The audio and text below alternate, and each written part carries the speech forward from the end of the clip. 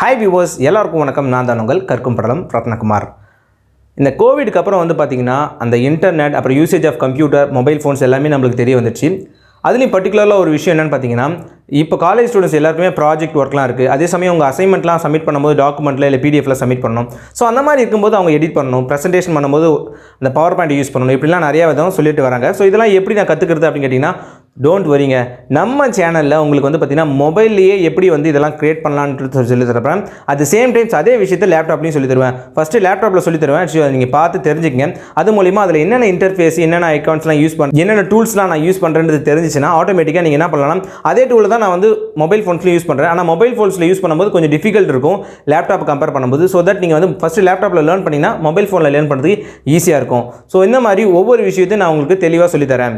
இதை கற்றுக்கிறதுக்கு நீங்கள் ஒன்று தான் பண்ணணும், ஒன்றுமே இல்லைங்க. ஜஸ்ட் சப்ஸ்கிரைப் பண்ணி ஹிட் பண்ணி பக்கத்தில் இருக்கிற பெல் ஐக்கனை கிளிக் பண்ணுங்கள். நான் போடுற ஒவ்வொரு வீடியோவும் உங்களுக்கு நோட்டிஃபிகேஷனாக வரும்போது ஈஸியாக பார்த்து உடனே கற்றுக்கலாம். இன்றைக்கி இந்த வீடியோவில் நம்ம எதை தெரிஞ்சுக்க போகிறோம் பார்த்தீங்கன்னா, ப்ராஜெக்ட்ன்ற விஷயம் எல்லாருக்குமே இருக்குது. அதில் பார்த்தீங்கன்னா ப்ராஜெக்ட்டை பொறுத்த வரைக்கும் பார்த்தீங்கன்னா cover page, table of content, tables, அந்த மாதிரி சார்ட், இது மாதிரி நிறைய இருக்கும். அதெல்லாம் நீங்கள் லேர்ன் பண்ணிக்கணும். ஒன் பை ஒன்னாக நான் நம்ம சேனலில் போடுறேன். இன்றைக்கி வீடியோவில் நீங்கள் பார்த்தீங்கன்னா கவர் பேஜை எப்படி கிரியேட் பண்ணுறது அப்படின்ட்டு பாருங்கள். ஃபஸ்ட்டு லேப்டாப்பில் சொல்கிறேன், ஆஃப்டர் தட் பார்த்தீங்கன்னா இன்னும் அடுத்த வீடியோவில் பார்த்தீங்கன்னா மொபைல் ஃபோனில் எப்படி கிரியேட் பண்ணுறதுன்னு சொல்கிறேன். ஸோ இப்போ வாங்க வீடியோக்குள்ளே போகலாம்.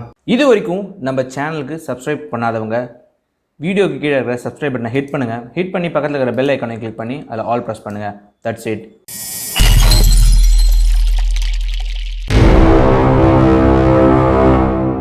ஒரு ப்ராஜெக்ட் ரிப்போர்ட்டோட கவர் பேஜ் பார்த்தீங்கன்னா ஒரு மாடல் மாதிரி உங்களுக்கு எடுத்து வச்சுருக்கேன். ஸோ இது பார்த்தீங்கன்னா மாடலாக க்ரியேட் பண்ணது. ஸோ இது உங்களுக்கு காட்டுறதுக்காக வச்சுருக்கேன். இப்போ இதே மாதிரி தான் பார்த்தீங்கன்னா பொதுவாக எல்லா காலேஜஸ்லையுமே க்ரியேட் பண்ணுவாங்க. ஸோ இப்போ நம்ம இதே மாதிரி இருக்கிற இந்த ப்ராஜெக்ட் ரிப்போர்ட் டைட்டில் கவரை நம்ம ரெடி பண்ண போகிறோம். இப்போ நான் நியூ வேர்ட் டாக்குமெண்ட்டை க்ரியேட் பண்ணிட்டேன்.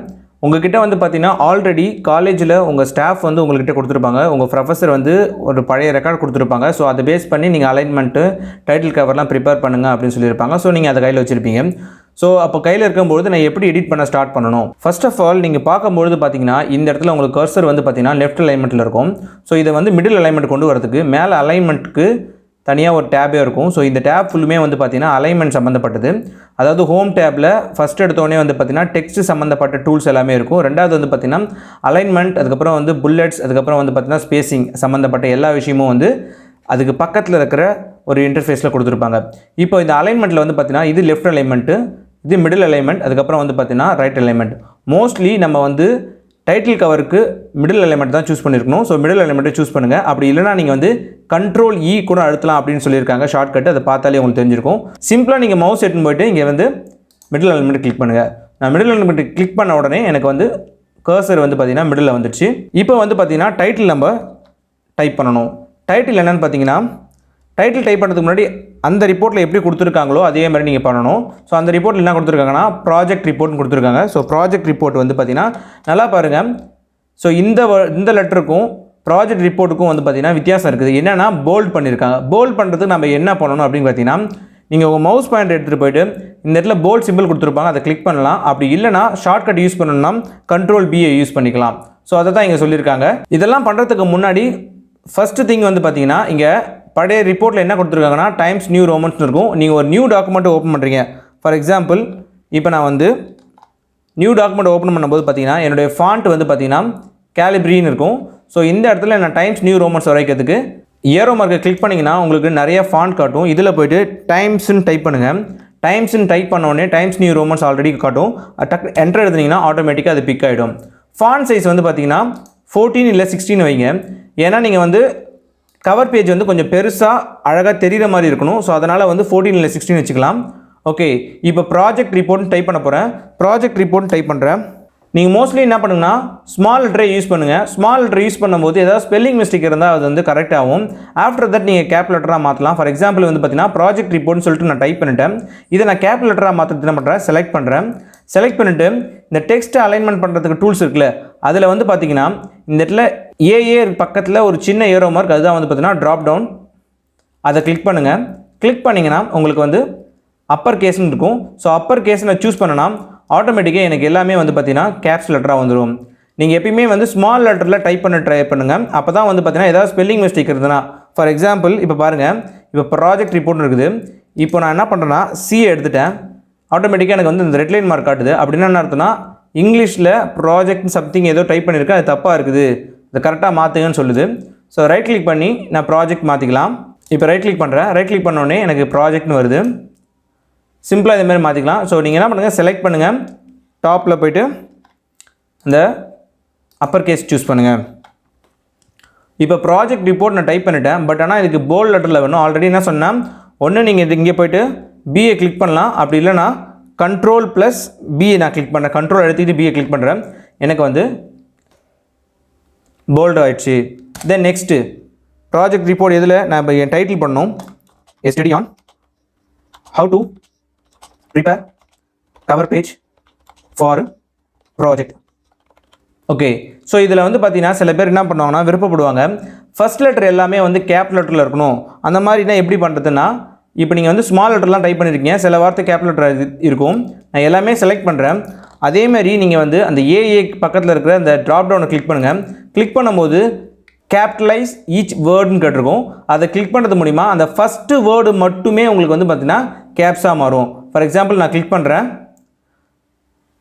கிளிக் பண்ணால் அந்த சென்டென்ஸில் ஒரு வேர்டுக்கும் ஃபஸ்ட்டு வேர்டு வந்து பார்த்தீங்கன்னா ஆட்டோமேட்டிக்காக எல்லாமே கேப்ஸாக மாறும். ஸோ நீங்கள் அது மூலிமா கிளிக் பண்ணிக்கலாம். ஸோ இப்போ எனக்கு ஆன் வந்து வேண்டாம் அப்படின்னா அது வந்து நீங்கள் என்ன பண்ணிக்கலாம்னா ஸ்மால் லெட்டரில் கிளிக் பண்ணிக்கலாம். ஓகே, இப்போ வந்து பார்த்தீங்கன்னா டைட்டில் ப்ரிப்பேர் பண்ணிச்சு. அடுத்தது வந்து பார்த்தீங்கன்னா ஒரு சென்டென்ஸ் எப்பயுமே கொடுப்பாங்க. நீங்கள் வந்து இந்த ப்ராஜெக்ட்டை எதுக்காக பண்ணியிருக்கீங்க, உங்களுடைய என்ன டிகிரிக்காக பண்ணியிருக்கீங்க, ஸோ அந்த மாதிரி டீட்டெயில்ஸ்லாம் கேட்பாங்க. நீங்கள் பழைய ரெக்கார்டில் என்ன இருக்கோ அதை அப்படியே காப்பி பண்ணி கூட பேஸ்ட் பண்ணிக்கலாம். ஸோ நான் என்ன பண்ணுறேன்னா பழைய ரெக்கார்டில் இருக்கிறது அப்படியே காப்பி பண்ணி பேஸ்ட் பண்ணுறேன்.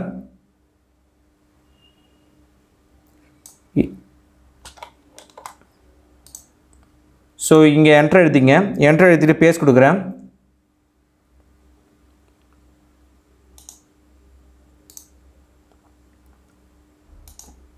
ஸோ டபுள் மார்க் போட்டிருக்கிறதுலாம் பார்த்தீங்கன்னா ப்ளூ கலர் டபுள் மார்க் போட்டிருக்கலாம் வந்து பார்த்தீங்கன்னா ஸ்பெல்லிங் மிஸ்டேக் கிடையாது.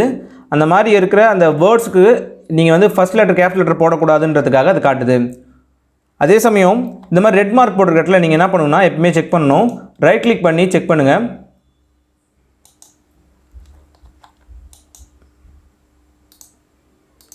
ஸோ இப்போ எனக்கு வந்துடுச்சு. இந்த இடத்துல ஒரு ஸ்பேசிங் இருக்குது. இந்த ஸ்பேசிங் எரேஸ் பண்ணுறதுக்கு ஜஸ்ட்டு என்ன பண்ணுறேன்னா பேக் பட்டன் அழுத்துறேன். பேக் பட்டன் அழுத்தினா என்ன ஆகும்னு பார்த்தீங்கன்னா உங்களுக்கு அந்த வேர்டு வந்து எரேஸ் ஆகும். ஃபார் எக்ஸாம்பிள் இந்த இடத்துல நான் பேக் பட்டன் அமுக்குறேன்னா ஆஃப் ஓஎஃப் வந்து அதாவது இதுவே வந்து பார்த்தீங்கன்னா டெலிட் பட்டன் ஒன்று இருக்கும். அந்த டெலிட் பட்டன் எதுக்குன்னு பார்த்தீங்கன்னா இன்கேஸ் என்னோட கர்சருக்கு பின்னாடி இருக்க வேர்டை நான் வந்து அழிக்கணும் அப்படின்னு நினச்சிங்கன்னா டெலிட் பட்டனை ப்ரெஸ் பண்ணிங்கன்னா ஆட்டோமேட்டிக்காக கர்சருக்கு பின்னாடி இருக்கிற வேர்டு வந்து அழிஞ்சிரும். ஸோ இந்த இடத்துல வந்து பார்த்தீங்கன்னா எனக்கு ஸ்பேஸ் எடுத்துகிறேன். இப்போ வந்து பார்த்தீங்கன்னா ஃப்ரண்ட் பேஜில் நம்ம எல்லாமே அழகாக பண்ணிட்டோம். எல்லாமே ஃபாண்ட் சைஸ் கரெக்டாக இருக்கான்னு நம்ம செக் பண்ணிக்கணும். ஃபாண்ட் எல்லாமே வந்து டைம்ஸ் நியூ ரோமன்ஸாக பார்க்கறதுக்கு ஒரு வாட்டி எல்லாத்தையுமே செலக்ட் பண்ணுங்கள். செலக்ட் பண்ணிவிட்டு மேலே டாப்பில் போய்ட்டு டைம்ஸ் நியூ ரோமன்ஸ்னு டைப் பண்ணுங்கள், என்டர் எடுத்துங்க. அதேமாதிரி வந்து பார்த்தீங்கன்னா பக்கத்தில் ஃபாண்ட் சைஸ் வந்து பார்த்தீங்கன்னா 14 பிக் பண்ணுங்கள். இப்போ எந்தெந்த வேர்டெலாம் உங்களுக்கு போல்ட் லெட்டரில் வேணுமோ அதெல்லாம் மட்டும் நீங்கள் என்ன பண்ணுங்கள் செலக்ட் பண்ணி கண்ட்ரோல் பி எடுத்துங்க. இப்போது நேம் எல்லாமே கொண்டு வரது எனக்கு ரொம்ப ஈஸி. எனக்கு வந்து கஷ்டமானதே வந்து பார்த்திங்கன்னா எனக்கு இந்த லோகோ கொண்டு வரது தான் ரொம்ப கஷ்டமாக இருக்கும். எனக்கு அது மட்டும் எப்படின்னு சொல்லித்தாங்கன்னா ரொம்ப ஈஸிங்க. அதுவும் இந்த மாதிரி லோகோ எனக்கு வேணும். நீங்கள் என்ன காலேஜ் படிக்கிறீங்களோ அந்த காலேஜ் லோகோ வேணும்னா அந்த காலேஜ் வெப்சைட்டுக்கு போங்க. ஃபார் எக்ஸாம்பிள் இப்போ நான் என்ன பண்ண போகிறேன்னா இந்த இடத்துல வந்து எம்எஸ் யூனிவர்சிட்டி போடுறேன். ஸோ எம்எஸ் யூனிவர்சிட்டி போகிறேன். ஸோ அது இப்போ எம்எஸ் அண்ணா யூனிவர்சிட்டினா அண்ணா யூனிவர்சிட்டி லோகோ இங்கே இருந்தது, அதனால் காப்பி பண்ணி பேஸ்ட் பண்ணலாம். எம்எஸ் யூனிவர்சிட்டினா என்ன பண்ணால் எம்எஸ் யூனிவர்சிட்டி வெப்சைட் போங்க. இப்போ நம்ம எம்எஸ் யூனிவர்சிட்டி வெப்சைட்டுக்குள்ளே வந்துட்டோம். எனக்கு இந்த லோகோ தான் வேணும். ஸோ அந்த லோகோவை கிளிக் பண்ணதுக்கு ஒன்று ரைட் கிளிக் பண்ணுங்கள். ரைட் கிளிக் பண்ணி சேவ் அஸ் இமேஜ் இல்லை காப்பி இமேஜ் கொடுத்தீங்கன்னா இப்போ காப்பி இமேஜ் கொடுக்குறேன். காப்பி இமேஜ் கொடுத்துட்டு நான் எங்கே தேவையோ அந்த இடத்துல போய்ட்டு கண்ட்ரோல் வி அங்கே காப்பி பண்ணதுனால நீங்கள் கண்ட்ரோல் வி கொடுத்தனா ஆட்டோமேட்டிக்காக எனக்கு பேஸ்ட் ஆகும். இப்போ எனக்கு வந்து பார்த்திங்கன்னா எனக்கு லோகோ மட்டும் தான் வேணும். அந்த பக்கத்தில் இருக்கிற அந்த டைட்டில்லாம் எனக்கு வேண்டாம். ஸோ அப்போ என்ன பண்ணணும்னா இதை வந்து எரேஸ் பண்ண முடியாது, இதை கிராப் தான் பண்ணணும். சில பேருக்கு வந்து பார்த்திங்கன்னா இப்போ நான் வந்து யூனிவர்சிட்டியில் போய்ட்டு அழகாக வந்து கண்ட்ரோல் சி கொடுத்தனா எனக்கு அது காப்பி ஆகிடுச்சு. சில வெப்சைட்டில் சில யூனிவர்சிட்டியில் வந்து அந்த மாதிரி ஃபெசிலிட்டிஸ் இருக்காது. அப்படி இல்லாதவங்க என்ன பண்ணணும்னா உங்களுடைய கீபோர்டில் வந்து பார்த்திங்கன்னா விண்டோ பட்டன் இருக்கும். அந்த விண்டோ பட்டன் அழுத்திக்கிட்டு ஷிஃப்ட் பட்டன் இருக்கும். ரெண்டுத்தையும் விண்டோ பட்டன் ஷிஃப்ட் ரெண்டுத்தையும் சேம் அழுத்திக்கிட்டு பக்கத்தில் எஸ் அதையும் சேர்த்து அழுத்துனீங்கன்னா உங்களுக்கு வந்து ஸ்னிப்பிங் டூல் வந்து ஓப்பன் ஆகும். ஸோ அது மூலிமா நீங்கள் என்ன பண்ணலான்னா இப்போ நான் அழுத்திட்டேன். எனக்கு எது தேவையோ அதை மட்டும் நான் பண்ணுறேன் செலக்ட் பண்ணிக்கிறேன். இப்போ எனக்கு இது மட்டும் தான் தேவைன்னா இதை செலக்ட் பண்ணிட்டேன். செலக்ட் பண்ணிட்டோடனே ஆட்டோமேட்டிக்காக எனக்கு வந்து இது காப்பி ஆகிடும். இப்போ நான் டேரெக்டாக போயிட்டு எங்கே தேவையோ அங்கே நான் போய் Ctrl+V கொடுத்தேன்னா எனக்கு அங்கே பேஸ்ட் ஆகிடும். இப்போ 2 விதமாகவும் பார்த்தாச்சு.